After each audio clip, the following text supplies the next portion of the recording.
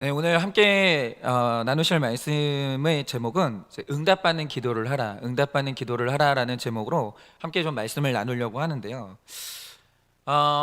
세상에서 뭐가 제일 빠를까요? 뭐 그거는 이제 여러분들도 상식적으로 알고 계시겠지만 아직까지 발견된 것 중에서 제일 빠른 것은 이 빛이라고 합니다. 근데 이게 이제 얼마나 빠르냐면 그 속도가 가늠이 안 되긴 하는데 1초에 지구를 7바퀴 반을 돌아요. 광속이라는 것이. 그런데 이렇게 빠른 빛으로 계속해서 속도로 가도 도달하기까지 수십억 년이 걸리는 별이 있다고 합니다. 수십억 년. 빛의 속도로 가도 어떤 별은 그렇게 먼 것이죠. 그러면 여러분, 그 별이, 우리가 관측할 수 있는 별이 빛의 속도로 가도 수십억 년이 걸리는데, 그러면 이 빛이 우주 끝에 도달하려면 얼마나 걸릴까요? 사실 저는 우주가 되게 미스테리한 게, 우주가 끝이 있는지도 잘 모르겠어요. 사실 아무도 본 적은 없기 때문에. 그런데 만약에 관측이 불가능한 그 우주 끝에 도달하려면 그럼 몇 년이 걸리겠냐 이거죠.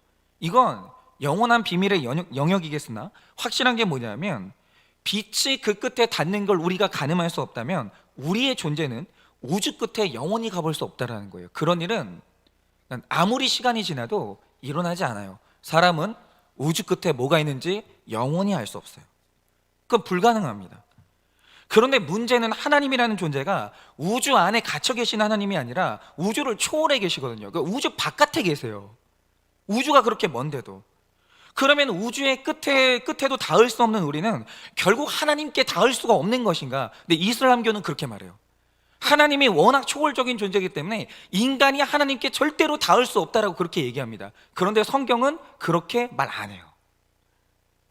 여러분, 높이 계신 하나님께 닿을 수 있는 유일한 방법이 있어요. 하나님께서 그 방법을 마련해 놓으셨습니다. 근데 그게 뭐냐면 그게 기도예요. 기도는 그래서 신비한 거죠. 여러분, 기도를 하면 성도의 기도가 하나님께 직통으로 닿습니다. 이 말 뜻이 뭐냐면 성도가 입을 열어서 기도하면 그 기도가 하나님께 들려요. 선명하게 들립니다. 그래서 기도를 안 한다는 것은 이게 손해인 거죠. 자, 그런데 오늘 우리 주님께서 기도에 대해서 말씀하시면서 뭐라고 하시냐면, 무엇이든지 믿고 구하는 것은 다 받는다라고 하셨다라는 거죠. 그래서 제가 어릴 때 이 구절을 읽고 얼마나 기도했는지 모릅니다. 주님, 전교 1등 되게 해주세요. 진짜 그 기도를 학교 다니는 내내 했어요. 그래서 저도 이제 꿈꾸는 게 그런 거죠. 어느 날 전교 1등 한 그 성적표를 딱 들고 엄마 아빠를 보는 거예요. 제가 와보라고. 아버지 오시고 가만히 여기 앉으시라고. 앉은 다음에 딱 들이밀면서 보시라고. 당장 나를 칭찬하라고. 용돈 내놓으라고. 이런 거를 막 늘 꿈을 꿨어요. 근데 중요한 건 뭐냐, 구절에는 분명히 이렇게 돼 있는데 믿고 구한 것은 다 받으리라고 했는데 안 이루어지는 거예요. 저는 살면서 전교 1등을 한 번도 못 해봤습니다. 그러면 여러분, 이게 이 말 뜻에 내가 잘못 읽은 건가? 내가 해석을 잘못한 건가? 하나님이 잘못 말씀하신 건가? 여러분, 이 구절의 말의 뜻이 우리가 기도하면 그대로 다 이루어진다는 그 뜻일까요? 하나님이 그렇게 말씀하신 걸까요? 그런데 만약에 우리 각자가 기도하는 게 다 이루어진다고 하면 이 세상은 한두 시간 안에 다 망할 겁니다. 왜냐하면 누군가는 분명히 에이, 이 세상 망해버려라 이런 기도도 하거든요. 정말 이상한 기도, 악한 기도를 하는 사람이 너무 많아요. 여러분, 그런데 이런 기도가 다 응답이 돼야 되겠습니까? 당연히 아니겠죠. 그럼 여러분, 우리가 기도할 때 응답을 하신다라고 할 때 응답받는 기도가 뭐냐라는 거죠. 그러니까 우리가 이 성경적인 기도에 대한 성경적인 답을 알지 못하니까 기도를 해놓고 응답도 받지 못하고, 기도를 해놓고 하나님이 나를 배신했다고 그러면서 상처를 받는 거예요. 그럼 응답받는 기도가 뭐냐라는 거죠. 오늘 그걸 좀 나눠보려고 하는데요. 첫째로, 먼저 응답받는 기도를 하기 전에 내 죄를 둘러 엎어야 됩니다. 12절입니다. 예수께서 성전에 들어가사 성전 안에서 매매하는 모든 사람들을 내쫓으시며 돈 바꾸는 사람들의 상과 비둘기 파는 사람들의 의자를 둘러 엎으시고. 여러분, 지난주에 드디어 예수님이 나귀를 타고 예루살렘에 입성하셨습니다. 그런데 입성해서 가장 먼저 가신 곳이 어디냐면 성전에 가셨어요. 여러분, 그러니까 오늘 신약 시대의 성전은 건물이 아니라 우리 자신, 그리스도인들인데, 예수님이 어딘가에 임재하실 때 제일 먼저 가는 곳이 어디냐면 그 성도에게 가신다라는 거죠. 예수님이 오시자마자 성전으로 가셨습니다. 그런데 갔더니 어떤 광경이 펼쳐져 있냐, 기도하는 사람은 없고 물건 사고 파는 장사치들이 거의 가득한 거예요. 그런데 여러분, 왜 기도해야 되는 성전에서 사람들이 장사를 하고 있겠습니까? 여러분, 당시에 이스라엘 사람들이 성전에 올 때 이게 제사를 지내러 오는데, 제사를 지낼 때는 빈손으로 오는 게 아니에요. 나 대신 죽어줄 순양과 수점소와 비둘기 같은 재물을 들고 와요. 그런데 이 성전에 오는 사람들 중에서는 굉장히 멀리 오는 사람들이 있거든요. 긴 사막을 한 보름 정도 걸어가지고 오는 사람들이 있어요. 근데 매번 그 보름 동안 걸으면서 어떻게 동물을 끌고 와요? 나 먹을 것도 부족한데 그 긴 시간 동안 사막을 끌고 오면 동물들한테도 물 먹이고 밥을 먹여야 되는데 물이 귀하거든요. 너무 힘든 거예요. 그래서 이제 어떻게 했냐면, 나 혼자 그냥 이제 성전 앞에 온 다음에 성전 앞에서 파는 동물을 사가지고 제물로 바치는 거예요. 근데 이제 문제는 뭐냐면, 자, 집에서 가져오는 동물보다 성전 앞에서 파는 동물이 시세보다 10배가 비쌌어요. 10배가. 그리고 그 엄청난 차익을 대제사장이 다 가져갔던 겁니다. 그런데 여러분, 이때 버는 돈이 어마어마했어요. 왜겠습니까? 여러분, 뭐 장사들이 불황이 있잖아요. 영원히 장사가 잘 되는 영역이 어디 있어요? 그런데 제사는 불황이 없어요. 그런 게 없는 거예요. 여러분, 이스라엘에게 제사는 생명이기 때문에 제사는 영원히 끊어지지 않거든요. 제사가 끊어지지 않는 한 장사는 계속되는 거예요. 그러니까 이 당시에 대제사장이 돈을 얼마나 안정적이고 많이 벌었겠어요. 그런데 여러분, 이렇게 나한테 돈이 쏟아져 들어오는데 정신없이 막 계좌에 막 돈이 불어났는데 기도할 마음이 생기겠습니까? 그건 저도 못할 것 같아요. 계좌에 돈이 막 쏟아져 들어오는데 거기서 뭐 기도하고 있어요? 사업 얘기하고 있지. 여러분, 그렇지 않겠습니까? 내가 집을 샀어요. 근데 집이 막 자고 일어나면 1억 올라 있고 2억 올라 있고 10억이 올라 있는 거예요. 그럼 여러분 입에서 무슨 주제 가지고 얘기를 하겠습니까? 맨날 집값 얘기하겠죠. 근데 이 당시에 대제사장들이 그랬다라는 거예요. 그러니까 돈이 되니까 여기 와 성전에 와가지고 사람들이 기도를 하는 게 아니라 기도할 시간에 동물 한 마리라도 더 파는 거예요. 여러분, 제가 부목사 시절에 본 게 뭔지 아십니까? 이제 선거철인데 뭐 이제 대형 교회들마다 그런 일이 일어날 거예요. 선거철이 되면 정치인들이 표를 얻기 위해서 큰 교회를 막 찾아다녀요. 그래서 1부 예배는 저쪽 큰 교회, 2부 예배는 이쪽 큰 교회, 3부 메인 시간 때는 그 일대에서 가장 큰 교회를 가가지고 막 우리 여성분들이 막 이렇게 손 흔들면서 막 이렇게 춤추면서 막 이제 사람들한테 명함을 나눠주는 거죠. 이렇게 메뚜기 이때처럼 교회를 계속 찾아다니는 겁니다. 그런데 여러분, 이 사람들이 왜 교회를 가겠어요? 예배하려고 가겠습니까? 아니죠. 그냥 내 한 표가 급한 거예요. 그런데 한 표가 급한 사람들이 한가하게 교회 가가지고 예배 드리고 있겠습니까? 그 기도하고 있겠습니까? 그럴 리가 없죠. 성전에 갔으나 기도할 시간에 그 명함 한 장이라도 더 나눠주는 거예요. 여러분, 욕심은 사람을 이렇게 만들어요. 여러분, 한번 돈 욕심에 사로잡히잖아요. 기도 절대 못합니다. 교회 와서도 예배 절대 안 돼요. 13절입니다. 그들에게 이르시되 기록된 바 내 집은 기도하는 집이라 일컬음을 받으리라 하였거늘 너희는 강도의 소굴을 만드는도다 하시니라 라고 합니다. 여러분, 예레미야 당시에도 성전이 부패했었어요. 이제 그걸 보여주는데 예레미야서 7장 4절에 이렇게 말합니다. 너희는 이것이 여호와의 성전이라 여호와의 성전이라 여호와의 성전이라 하는 거짓말을 믿지 말라라고 합니다. 그러니까 예레미야 당시에 이제 어떤 일이 있었냐면, 그 당시에도 성전에서 장사하는 사람도 있었어요. 그러니까 사람은 그런 게 있는 것 같아요. 돈이 되는 게 뭔지 기가 막히게 하는 감각이 있어요. 저도 그렇고 여기 계신 여러분들도 다 그렇고 우리가 돈 좋아하거든요.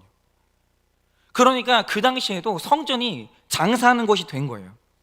그러니까 하나님이 하시는 말씀이 뭐냐면, 여기를 여호와의 전이라고 부르는 거짓말에 속지 말라라는 거예요.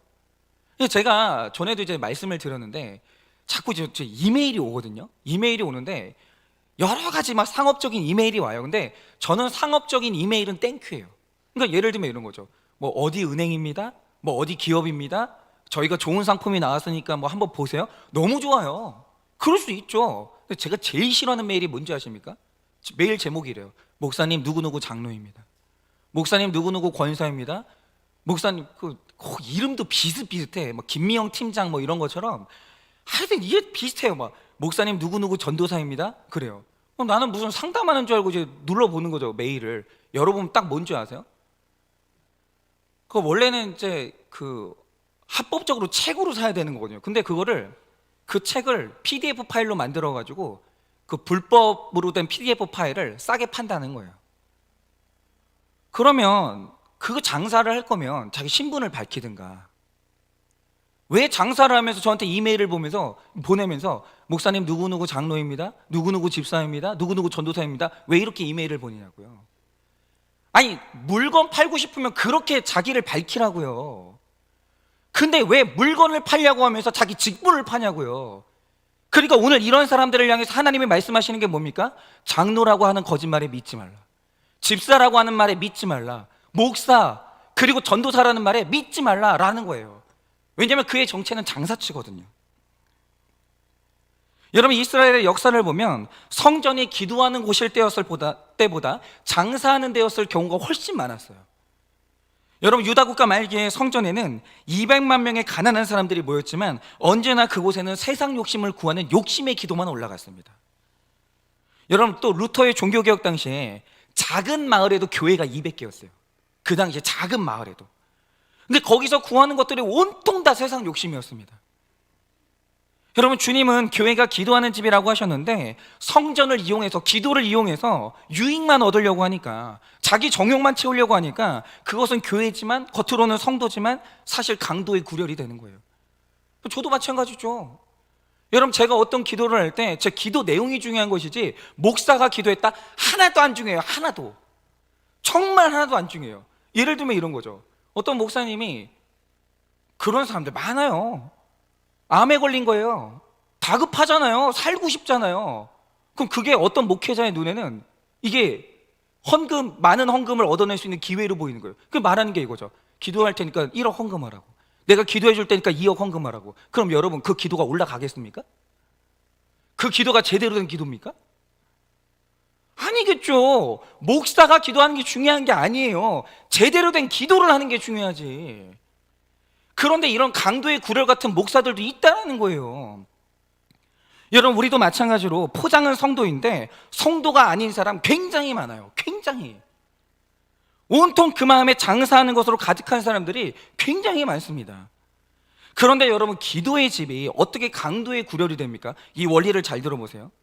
영화를 보면 은행에서 돈을 강탈한 뒤에 도둑들이 도망가서 편안하게 안심하는 곳이 있어요. 그러니까 보통 이제 영화를 보면 얼굴에 이게 뒤집어 쓰잖아요, 뭔가를. 자기 얼굴 들키면 안 되니까. 근데 어디를 딱 도망간 다음에 거기서는 후 하면서 자기 얼굴 딱 내놓고 굉장히 편하게 쉬는 데가 있어요. 그러니까 이걸 아지트라고 하거든요. 죄를 짓고도 편하게 쉴 수 있는 곳이 있으면 거기가 강도의 구렬인 거예요. 그러니까 마찬가지로 어떤 사람이 100억을 탈세했어요. 그래놓고 교회 와가지고 10억을 이렇게 헌금을 해요. 그런데 알량하게 이 헌금을 가지고 이제 내 죄에 대한 대가가 해결됐다 이러면서 만약에 교회에서 편하게 쉰다, 그건 강도의 구렬이 된 거예요. 여러분, 어떤 사람들은 어떤 사람들이 일주일 동안 가족에게 혈기 내고 가족에게 마음껏 상처를 주고 교회에 와서 아무도 모르게 주님 잘못했습니다, 제가 우리 아내의 마음에 상처 줬습니다, 애들 마음에 상처 줬습니다, 이 기도하고 끝내는 거예요. 그리고 마음이 편안한 거예요. 그게 강도의 구렬인 거예요. 세상에 그런 회개가 어디 있습니까? 적용해야죠. 잘못했으면 삶을 돌이키고 자녀에게 사과하고 아내한테 사과하고 병원을 가든가, 분노 조절이 안 되면 병원을 가든가, 그런 게 회개지. 자기 혼자 여기 앉아가지고 아무런 수치도 안 당하고 잘못했습니다 하고 끝내고 마음이 편하네요. 그건 강도의 구렬인 거예요. 그런 기도는 응답이 안 되는 겁니다. 여러분, 이 당시 사람들은 성전에만 오면 회개하지 않아도 내 죄가 면제된다라고 믿었어요. 그랬기 때문에 이 겸손하게 나귀토 타고 오신 예수님이 분노한 거예요. 성전에 사람이 많은 게 중요한 게 아니에요. 거기다 장사하는 사람들밖에 없었던 거예요. 그래서 하신 게 뭐냐면 주님이 상을 둘러 엎으십니다. 다. 그런데 여러분, 왜 주님이 굳이 나서서 상을 둘러 엎겠어요? 만약에 내가 내 죄를 놓고 내 스스로 상을 둘러 엎을 수 있으면 주님이 엎을 일이 없어요. 그러지 않아요. 그런데 강도의 상을 내 스스로 엎지 못하니까 예수님이 오셔가지고 둘러 엎어주시는 거예요. 여러분, 우리도 마찬가지입니다. 내가 스스로 돈 욕심을 둘러 엎지 못하면 주님이 둘러 엎으시는 거예요. 부적절한 이성관계를 둘러 엎지 못하고 내 중독을 둘러 엎지 못하니까 하나님이 오셔가지고 둘러 엎어주시는 거예요. 그런데 둘러 엎어지는 게 그 복이에요. 왜죠? 죄가 둘러 엎어지지 않은 사람의 기도는 응답이 안 되거든요. 기도에 응답받기 위해서는 먼저 우리 죄가 둘러 엎어져야 되는 거예요. 그러므로 여러분, 오늘 기도에 응답이 없고 내 삶 가운데 기가 막힌 고난을 당했다면 그 뜻이 뭐냐면 나 대신 주님이 내 죄를 둘러 엎으시는 사건이에요. 감사하셔야 됩니다. 그래서 100% 응답받는 조건은 먼저 내가 내 죄를 둘러 엎는 것이고 그 죄를 깨끗하게 다 청산하는 거예요. 그래야 기도가 응답되는 겁니다. 여러분, 오늘 여러분의 삶에 내 죄를 둘러 엎으신 복받을 사건이 뭐가 있습니까? 여러분, 아직도 예수를 믿는다고 하면서 사주팔자 보고 날마다 진짜 정말 큐티는 안 하고 그냥 아침에 일어나자마자 세상 정보 보는 거예요. 오늘 어디가 뭐 돈이 되나, 저기가 돈이 안 되나. 하여튼 제가 이따 설교 말미에도 말씀드리겠지만 제가 요즘 이것 때문에 하여튼 되게 괴로워요. 괴로운 게 많은데 어쨌든 그러면서 맨날 이익을 가지고 뭐 사주팔자 보고 그러면서 막 이사 날짜도 손 없는 날. 아니, 교회 집사님들이 왜 손 없는 날 이사를 하냐고. 이렇게 뭐가 중요하다고. 손 없는 날이 제일 이사 날 하는 게 제일 싼데. 아니, 왜 그러냐고요. 우리가 그게 왜 그런지 아십니까? 이익 때문에 그래요. 손해 보기 싫어가지고. 그러니까 교회를 다니면서도 사주팔자 보고 이사 다니면서도 귀신 없는 날을 찾고 이러는 거예요. 여러분, 그렇게 돈 욕심이 안 내려놔집니까? 아직도 배우자를 향한 원망이 안 내려놔집니까? 여러분, 우리 안에 둘러 엎을 게 너무 많아요. 그러니 우리 기도가 응답받으려면 제일 먼저는 자신의 더러운 죄가 둘러 엎어져야 되는 거예요. 더러운 죄를 덕지덕지 붙이고 주님께 기도할 수는 없는 거예요. 응답 안 됩니다. 여러분, 자녀와 남편이 잘 되기 위해서는 먼저 깨끗하게 내어 쫓고 둘러 엎을 내 죄를 먼저 보셔야 돼요. 적용 질문 드립니다. 하나님의 일을 한다면서 실상은 내 유익을 위한 일을 하고 있지 않습니까?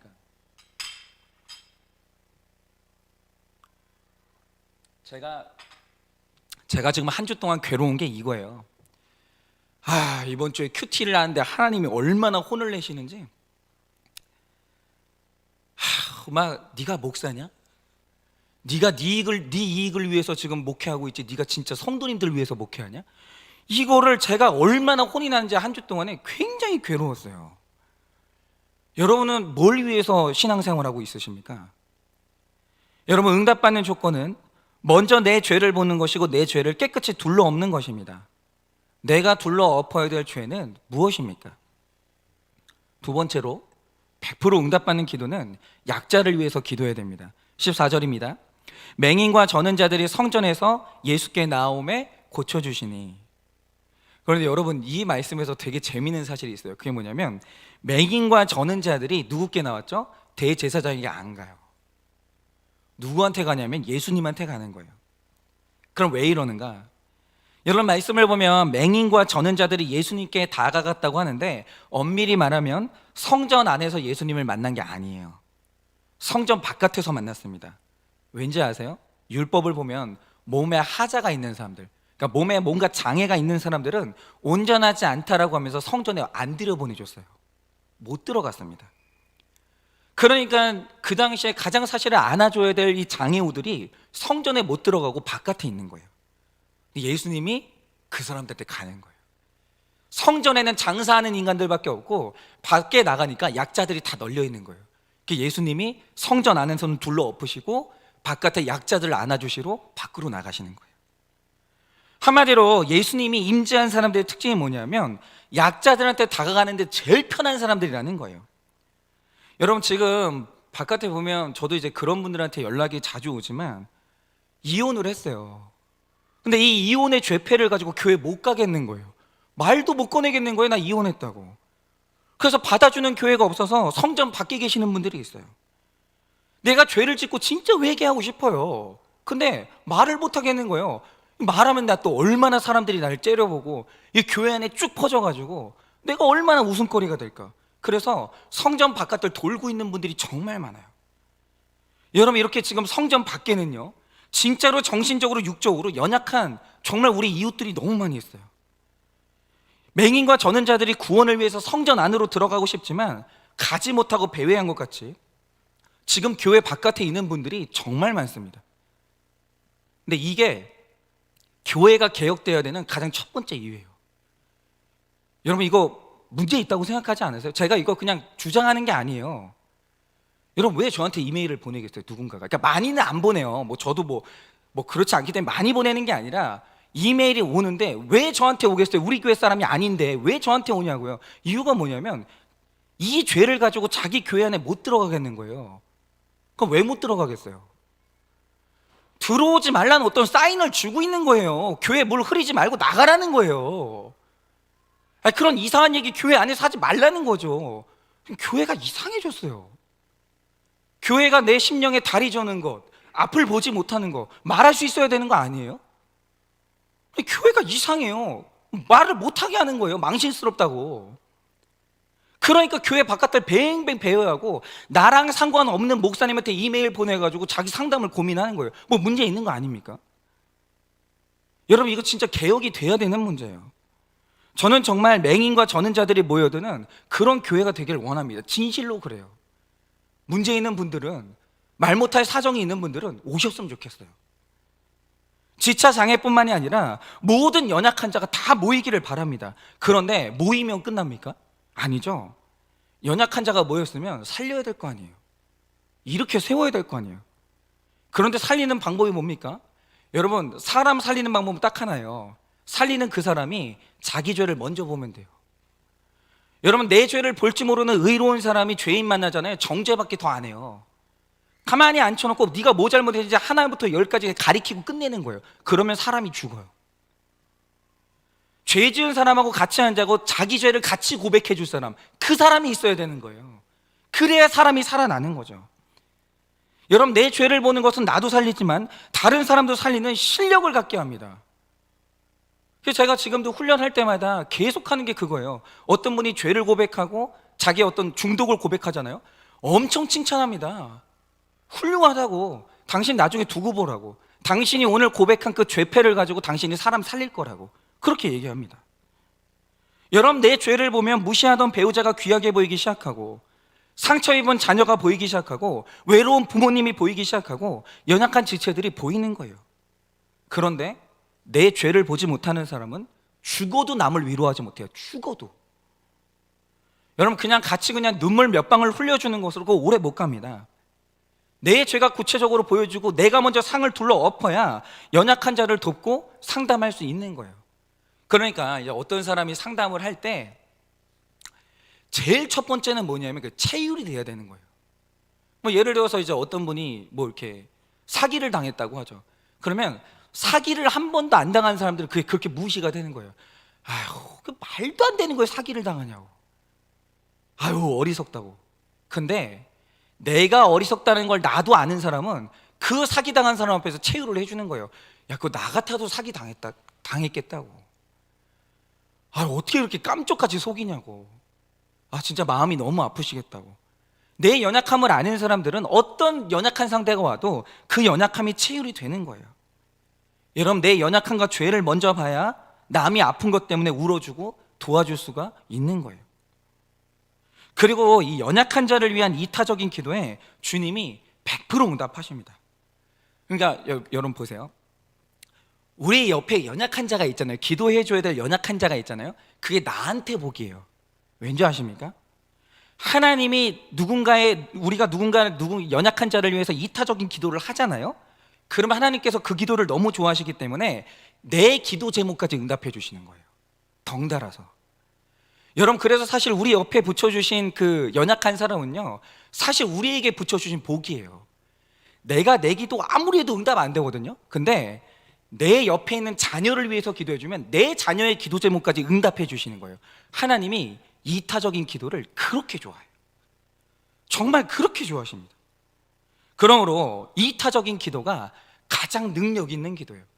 근데 그 이타적인 기도를 하려면 내가 내 죄를 먼저 봐야 돼요. 안 그러면 그 기도가 죽어도 안 나오는 겁니다. 그런데 성전인 우리 마음에 이기적이고 더러운 그 교만들을 채워놓고 기도하니까 응답이 안 되는 거예요. 그러니까 참 저는 그게 막 하여튼 저희 교회 오시는 분들은 꼭 그랬으면 좋겠는데, 공부 잘하는 사람은 공부 못하는 사람이 가슴 아프고 체울되는 게 아니라 그게 무시가 돼요. 그게 문제예요. 집이 있는 사람들은요, 집 없는 사람들이 그렇게 무시가 되는 거예요. 아유, 저렇게 세상 물정 모르고 실력이 없고 게으르니까 집도 하나 없지. 늘 이래요 우리가. 그러면 여러분, 우리가 연약한 자 무시하잖아요. 두고 보십시오. 내 기도도 응답 안 돼요. 그렇게 교만한 기도는. 15절에서 16절입니다. 대제사장들과 서기관들이 예수께서 하시는 이상한 일과 또 성전에서 소리질러 호산나 다윗의 자손이여 하는 어린이들을 보고 노하여 예수께 말하되 그들이 하는 말을 듣느냐. 예수께서 이르시되 그렇다. 어린아기와 젖먹이들의 입에서 나오는 찬미를 온전하게 하셨나이다 함을 너희가 읽어본 일이 없느냐 하시고. 여러분, 성전에 들어갔는데 거절당했던 맹인과 전능자들이 예수님께는 편안하게 왔어요. 저는 정말 그렇게 됐으면 좋겠어요. 제가 진짜 편하고 만만한 사람이었으면 좋겠어요.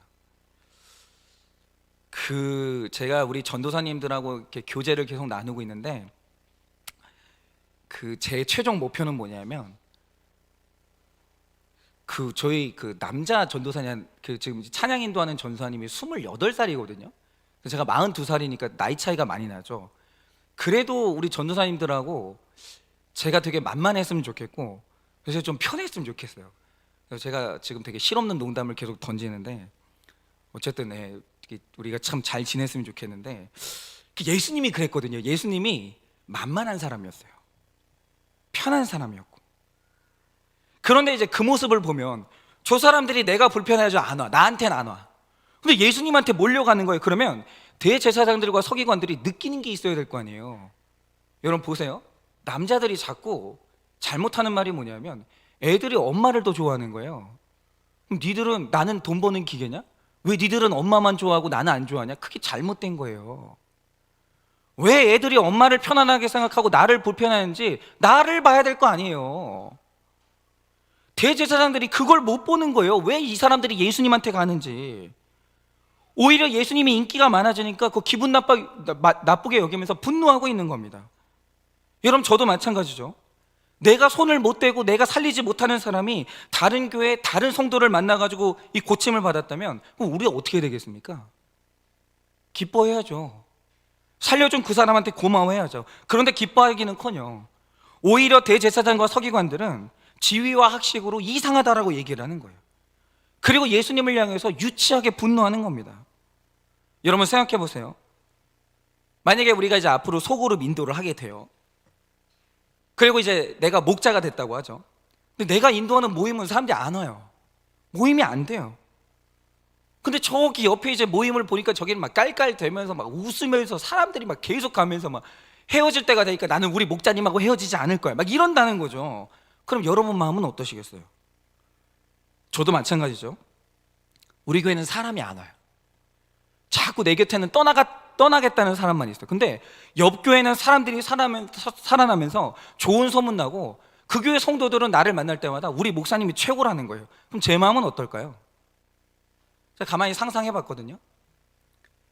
기분이 안 좋은 정도가 아니라 하여튼 그 교회 무슨 일 났으면 좋겠다 뭐 이런 생각까지 들 것 같아요. 그래서 제가 예수님을 질투하고 있는 대제사장을 저는 욕할 수가 없는 거예요. 여러분, 제 안에는 청소해야 될 찌꺼기, 이런 열등감이 남아있고 질투심이 아직도 살아있어요. 저는 그래요. 제가 있어요, 이런 게. 그런데 이런 제가 기도를 할 때 내 열등감을 해결하기 위해서 이기적인 부흥을 놓고 기도하면 그 하나님이 응답하시겠습니까? 여러분의 기도도 마찬가지입니다. 여러분, 우리가 기도할 때 대부분 부모님들이 자기 기도 안 해요. 내 자녀를 위해서 기도하고 내 남편을 위해서 기도해요. 그럼 제가 하나 여쭤볼게요. 어떤 분이 와가지고 그렇게 기도해요. 자기 자녀 위해서 기도하고 남편 위해서 기도해요. 그러면 그게 이타적인 기도입니까? 그러니까 내 기도 안 한다고 이타적인 기도냐 이거예요. 우리는 그걸 그냥 함부로 중보 기도라고 하잖아요. 그런데 사실은 가만히 들여다보잖아요. 겉으로는 그게 자녀를 위한 기도 같고 남편을 위한 기도 같은데 사실은 그게 전부 다 자기 위한 기도예요. 내가 그러니까 자랑하고 싶은 자녀가 하나 있었으면 좋겠는 거예요. 어디 가가지고 우리 애가 그냥 그렇게 공부하지 말라고 했는데 애가 공부를 한다고. 우리 애가 이번에 그냥 그렇게 울었는데 전교 2등 했다고 그렇게 울더라고. 이런 얘기 한번 해보고 싶은 거죠. 남편도 마찬가지예요. 자랑하고 싶은 남편이 필요한 거예요. 그래서 기도하는 거예요. 다 날 위해서 사실은. 그런데 하나님이 이런 이타적으로 포장하는 이런 기도에 속지 않으신다라는 거예요. 진짜 이타적인 기도를 해야 된다라는 거죠. 연약한 자들을 위해서. 그 기도가 응답이 되는 겁니다. 여러분들은 살면서 지금 누굴 위한 이타적인 기도를 하고 계세요? 그런 기도는 하고 계십니까 지금? 적용 질문 드려봅니다. 남편이 아내가 귀히 보이지 않는 것은 내 죄를 보지 못하기 때문인 것을 아십니까? 맹인과 다리 저는 자들이 우리 교회에 오는 것이 싫지 않습니까? 단호하게 끊어야 될 나의 악은 무엇입니까? 악인 줄 알지만 주변 사람들이 눈치 보여서 끊지 못하는 게 뭡니까? 세 번째로 열매가 있어야 기도 응답이 있다고 하십니다. 19절입니다. 길가에서 한 무화과 나무를 보시고 그리로 가사 잎사귀 밖에 아무것도 찾지 못하시고 나무에게 이르시되 이제부터 영원토록 내가 열매를 맺지 못하리라 하시니 무화과 나무가 곧 마른지라. 이 무화과 나무는요, 이 가난한 자의 양식이라는 별명을 가지고 있습니다. 그러니까 이 무화과 나무가 쓸모가 진짜 없어요. 그러니까 저도 저희 할머니가 이렇게 어릴 때 이제 마당에 무화과 나무를 심으셔서 아는데 안 예뻐요, 무화과 나무가. 그리고 이 무화과 나무가 왜 무화과겠어요? 여러분 다 아시죠? 꽃이 없어요. 그냥 잎만 무성해요. 그리고 이 나무는 그냥 오직 딱 하나, 열매로만 쓰임받는 나무예요. 근데 오늘 말씀에 보면 길가에 무화과 나무라고 했습니다. 그러니까 예수 믿는 우리는 이제 어떤 사람이 되어야 되냐면 지나가는 사람들의 허기를 채워주는 유용한 인생을 살아야 되는 거예요. 누가 나한테 오더라도 편한 인생이 되어야 됩니다. 그런데 이상한 게 뭐냐면 이때 무화과 나무에 열매가 날 때가 아니어서 열매가 없었어요. 근데 그건 당연한 겁니다. 그런데 예수님이 잎만 무성하고 이 열매가 없는 무화과 나무를 저주하시는 거예요. 그거 왜겠습니까? 여러분, 이스라엘 백성을 너무 사랑하기 때문에 예화를 하나 든 거예요. 그러니까 그들 대신에, 이스라엘 백성들 대신에 무화과 나무로 미리 경고를 하시는 겁니다. 지금 너희가 말을 안 듣고 열매를 안 내면 이 나무처럼 망한다는 것을, 사람을 너무 사랑하시니까 대신 무화과 나무를 하나님께서 본으로 보여주시는 거예요. 여러분, 말 안 들으면 매를 뜬다는 경고가 있을 때 경고할 때 귀를 기울여야 돼요. 경고가 사랑입니다. 경고는 매가 아니에요. 경고는 고통이 없는 하나님의 미리 알려주시는 사랑이에요. 근데 중요한 건 뭐냐면 경고 때 안 듣는 거예요. 어쩔 수 없죠. 둘러 엎어야죠. 여러분, 우리도 마찬가지인 게요, 하나님이 열매를 맺으라고 건강과 재물과 잎사귀를 무성하게 주셨습니다. 그러니까 제가 우리 교회 성도님들을 보면 다 받았어요, 사실. 진짜 솔직히 진짜 우리 중에 진짜 뭐 부족한 사람이 없어요. 제가 볼 때는 다 있잖아요. 남을 도와줄 뭔가 힘은 하나씩 다 가지고 있어요. 하나님은 분명히 주셨습니다. 뭐 은사도 주셨고 교회에서 직분의 잎사귀도 주셨고 좋은 직업도 주셨어요. 근데 중요한 게 뭐냐? 열매 있으십니까? 여러분, 이거는 경고의 대상입니다. 열매는 있으십니까? 여러분, 예수 믿는 우리에게 가장 큰 열매는 영혼 구원이에요. 그러니까 이런 거죠. 내 집 샀다고 열매라고 하지 마세요. 그 집에서 사람 살리면 그게 열매인 거예요. 여러분, 우리 자녀 취업됐다고 그거 열매라고 하지 마세요. 그 취업돼서 직장 선교해야 그게 열매인 거예요. 여러분, 예수를 믿는 우리의 가장 큰 열매는 영혼 구원입니다. 근데 주셨는데도 영혼 구원의 열매가 없으면 아무 소용 없는 거예요. 잎만 무성하고 열매가 없는 그냥 무화과 나무예요. 가르치는 것은 그만하고 전도도 해야 됩니다. 그런데 우리가 살면서 이런 거죠.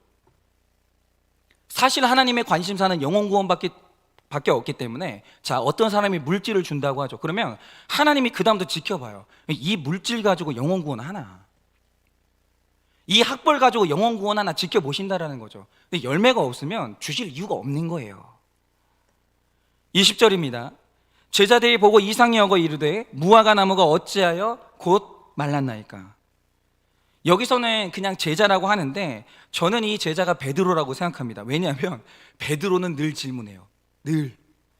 다른 제자들은 좀 이제 좀 소심해가지고 말을 안 하는데 베드로는 궁금한 게 있으면 못 참아요. 반드시 질문해요. 근데 오늘 질문을 했단 말이죠. 저는 그게 베드로라고 생각해요.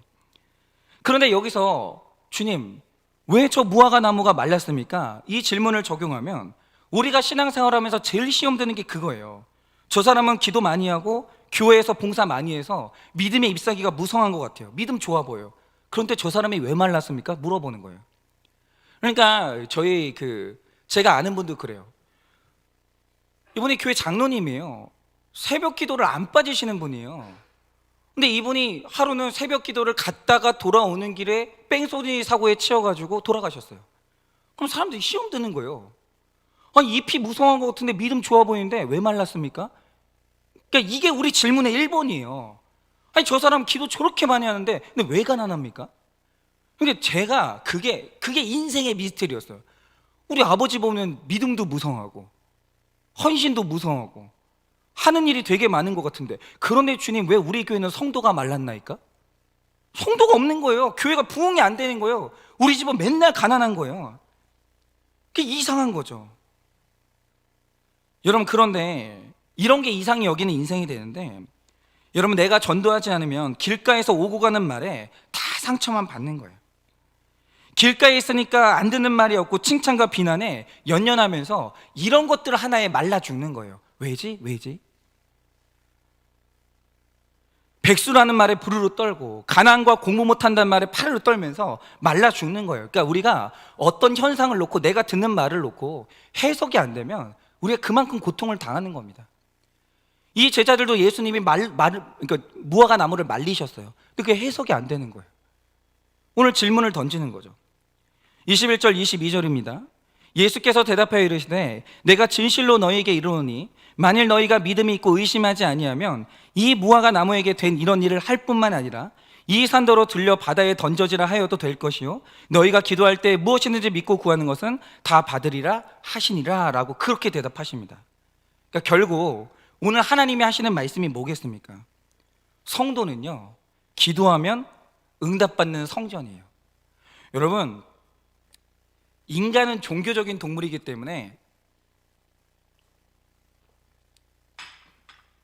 저기 계룡산 가잖아요.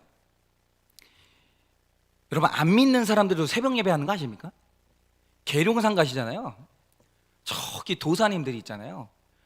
그 이른 아침에 촛불 하나 켜놓고 앞에 정한소 떠놓고 그렇게 열심히 기도해요.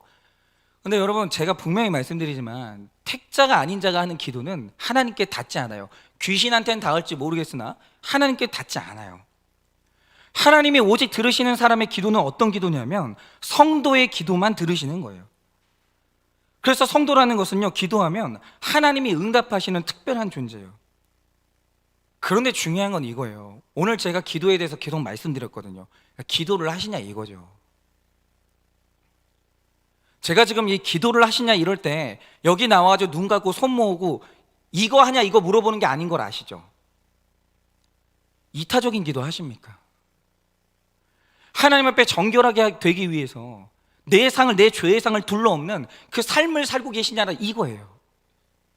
하나님 앞에서 영혼 구원의 열매를 맺기 위해서 한 번이라도 한 영혼 위해서 눈물로 기도해 본 적이 있냐라는 거예요. 근데 그 기도가 없는 거예요. 날마다 내 기도, 내 자녀 기도, 기도의 내용도 이 세상의 욕심에서 벗어나지를 못하는 거예요.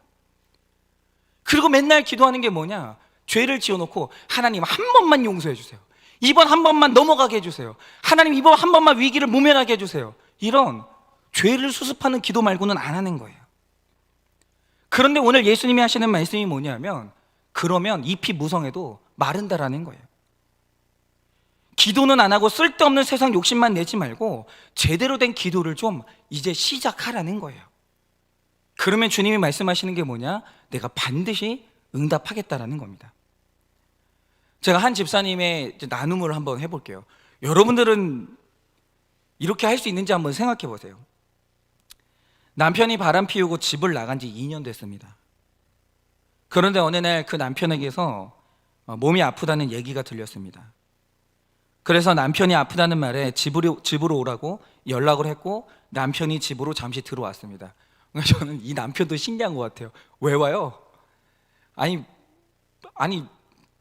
염치도 없나? 아니 바람 펴가지고 집 나가놓고 오라는 말에 오기는 왜 와요? 하여튼 뭐 왔어요. 예, 들어왔습니다. 그래서 이 아내분이 남편에게 하고 싶은 말을 할 기회를 엿봤습니다. 그리고 용기를 내어서 남편의 이름을 불렀습니다. 준영이 아빠. 불렀더니 남편이 나를 쳐다봅니다. 말하려고 하는데 가슴이 뭉클합니다. 그리고 말했습니다. 당신이 이렇게 나가서 지내도 내 남편으로 있어줘서 얼마나 안심이 되는지 모릅니다. 우리 같이 먹고 같이 자고 같이 살아요. 그리고 아들을 번쩍 들어서 남편 등에 엎이면서 남편을 꽉 끌어안고 울었습니다. 중간에 낀 아들이 끙끙대더니 내려놔 달라고 합니다. 그런데 팔만 잡아도 손을 내팽개치던 사람이 이날은 그냥 조그만 목소리로 놔 그러면서 가만히 있는 것입니다. 전에는 이 남편이 저에게 욕하고 폭력을 일삼았었는데 그 모습이 다 사라졌습니다. 그러더니 남편은 다시 집을 나갔습니다. 저녁에도 전화를 하는데 받지 않아서 저녁 준비해놨으니까 언제든지 와서 드시라고 그렇게 문자를 보냈습니다. 나를 배신하고 떠났던 남편이지만 예수님이 너무 좋아서 내 말씀에 기쁘면 기쁠수록 내가 말씀에 기쁘면 기쁠수록 남편의 강팍함을 보면서 얼마나 내가 남편과 똑같이 더 강팍하구나 하는 것을 알게 하셨고, 이 남편의 강팍이 아닌 이 전쟁에서 이제 드디어 제 강팍을 물리쳐 주셨다는 것에 할렐루야가 됩니다.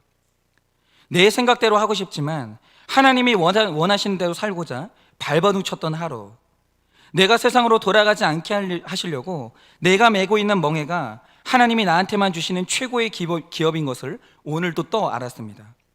내가 세상과 친해질까 봐 서두르시는 하나님의 조급함, 이 멍에를 기뻐할 수 있기를 간절히 기도드립니다. 아멘.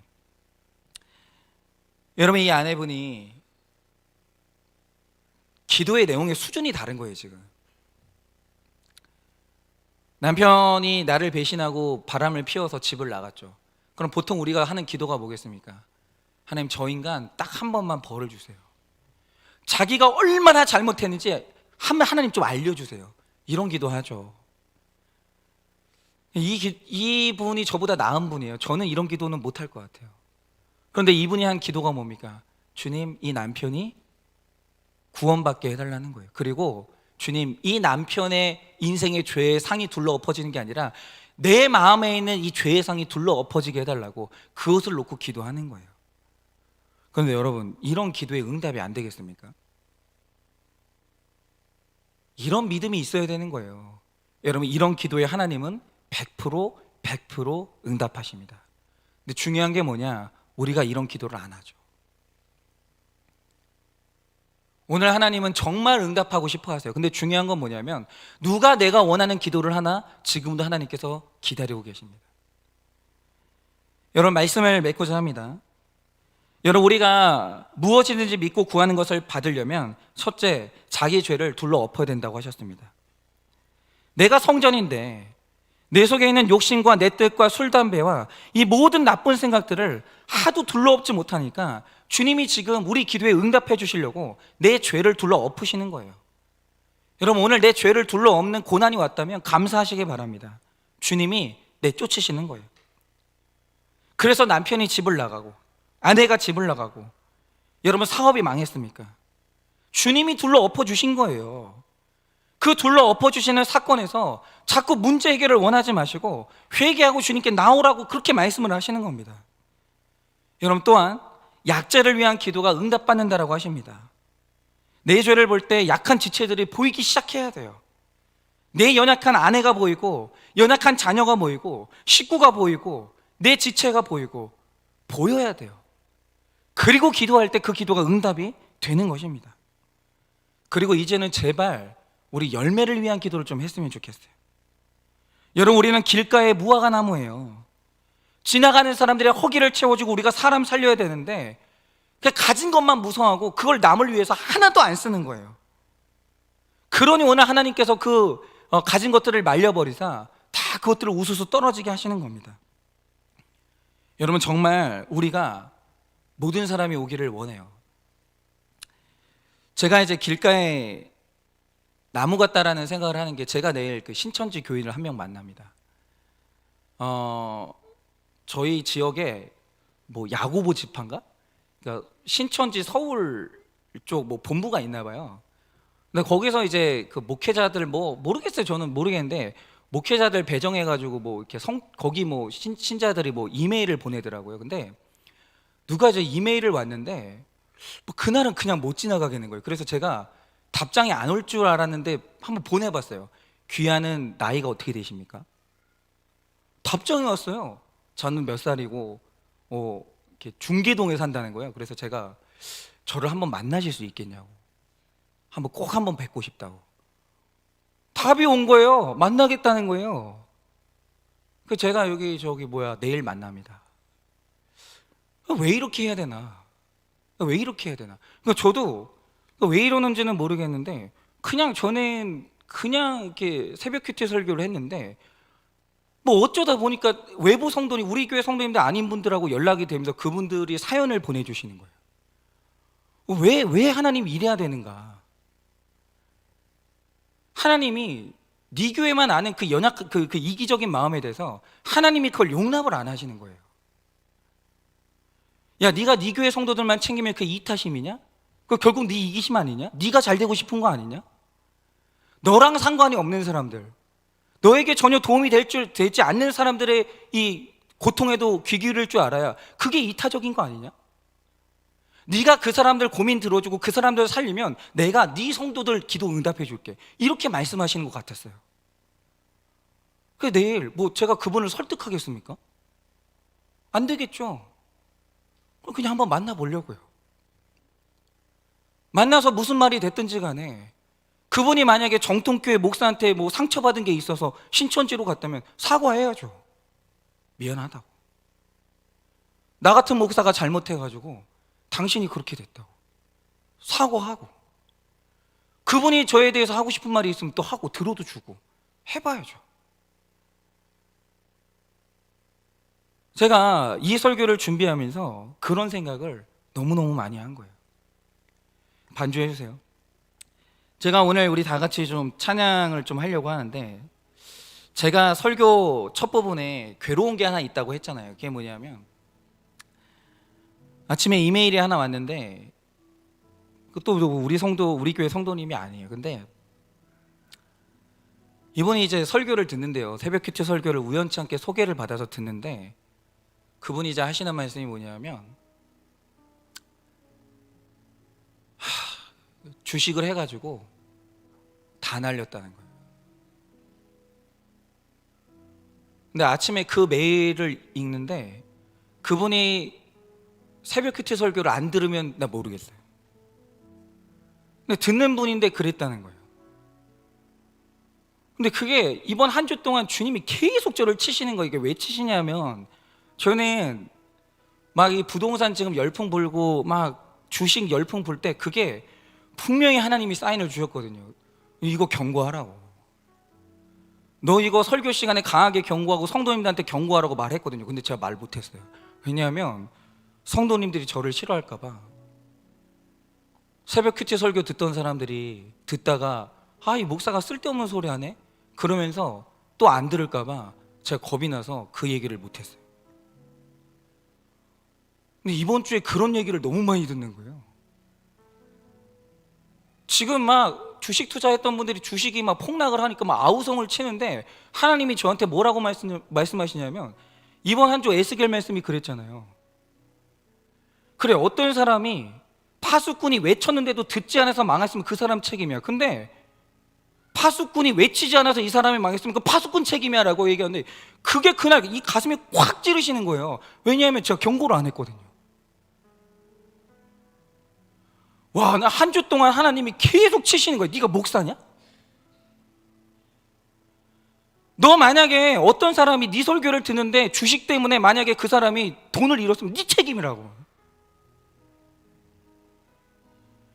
네 그 이기적인 마음 때문에 그 사람들이 오늘 피눈물 흘리는 거라고. 내가 오늘 그 사람들의 흘린 피에 대해서 너에 대해서 책임을 묻겠다고 한 주 동안 얼마나 하나님이 저를 치시는지. 그 제 아내가, 제가 막 밤에 잘 때 계속 끙끙댔거든요. 막 아내가 물어보는 거예요. 무슨 일이 있냐고. 말을 못 하겠는 거예요. 너무 마음이 아파가지고. 근데 아침에 또 이런 메일을 받는 거예요. 근데 저는 그게 다 제 책임 같은 거예요. 내 설교를 안 들었으면 몰라. 들었대요. 그 듣는 분들한테 미리 경고를 했어야 될 거 아니에요. 안 한 거예요. 왜 안 했냐? 너무 이기적인 거예요, 목사가. 너무 미안하고 너무 죄송하고 뭐라고 메일을 보내야 될지 모르겠는 거예요.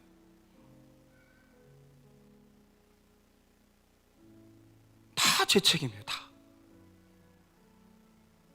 내가 설교를 안 하는 사람이면 또 모르겠어요. 하나님이 저 같은 사람 강단에 세워줘 마이크 주고, 야, 경고해라, 너 말해라, 외쳐라, 네가 파수꾼이야 말하셨거든요. 말을 안 하는 거예요. 미움받을까 봐.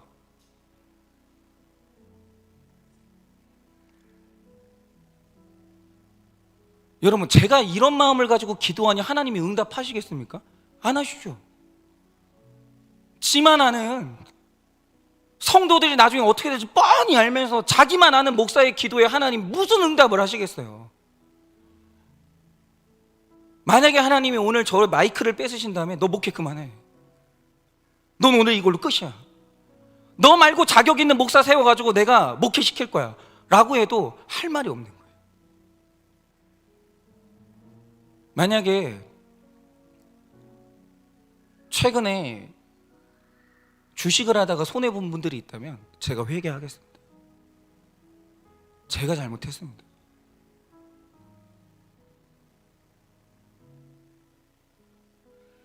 제가 다시 기도하고 다시 정신 차리겠습니다.